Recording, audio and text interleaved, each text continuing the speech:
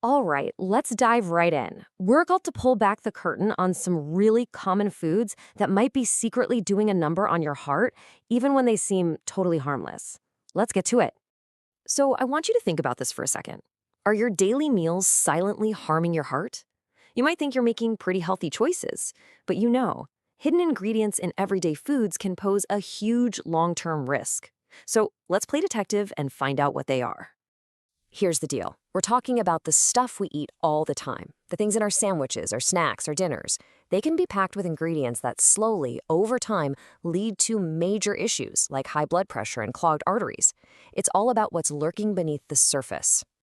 Okay, so to kick things off, let's look at two of the biggest offenders that you can probably find in your kitchen right now: processed meats and sugary drinks. First up on the list, processed meats. Yep, I'm talking about sausages, bacon, hot dogs, and of course, all those convenient deli meats that make for a quick and easy lunch. So, how do these foods cause trouble? Well, it's kind of like a multi-pronged attack. They're loaded with sodium, which jacks up your blood pressure. Then you've got the unhealthy fats and preservatives that can raise your bad cholesterol. Put it all together, and you've got a recipe for hardened arteries, which is a massive risk for heart disease. But hey, don't worry. There's a really simple fix here. Instead of reaching for those processed options, just choose fresh, lean proteins.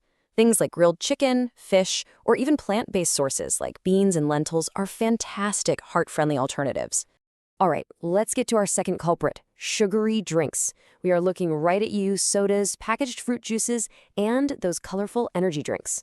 We often think of them as just a quick treat, but believe me, their impact is anything but sweet. That massive hit of sugar from just one of these drinks can set off a whole chain reaction of problems. It triggers inflammation throughout your body, and it makes your triglycerides, that's a type of fat in your blood, shoot way up. Over time, this is a direct path to obesity and diabetes, both of which are major risk factors for heart disease. Now, the swap for this one is so easy. Just choosing water, maybe with a little slice of lemon for flavor, or some unsweetened herbal tea, can keep you hydrated without any of the bad stuff. Honestly, it's one of the simplest and most powerful changes you can make for your health. Okay, next up, let's talk about two more food categories that can seriously throw your body's natural balance way out of whack: fried foods and refined carbohydrates. And here's our third culprit, which I know is a crowd favorite: fried foods. We're talking crispy French fries, fried chicken, donuts, all those delicious deep-fried snacks. And while they taste amazing, the way they're cooked makes them especially tough on your heart. Let's get into the science just for a second. Deep frying creates trans fats and what are called oxidized oils. This is basically a double whammy for your cholesterol. They actively increase the bad kind, your LDL, while at the very same time they lower the good kind, HDL. This dangerous imbalance is practically a perfect recipe for promoting artery blockage. But here is the great news. You do not have to give up that crispy, crunchy texture. Modern cooking methods are totally your friend here. Just switching to baked or, even better, air-fried versions of your favorite foods gives you that satisfying crunch without all the dangerous fats. It's a game changer. Okay, on to culprit number 4, refined carbohydrates. Now, this is a huge category that includes a ton of common foods like white bread, pastries, cookies, and most of the pasta you find on store shelves.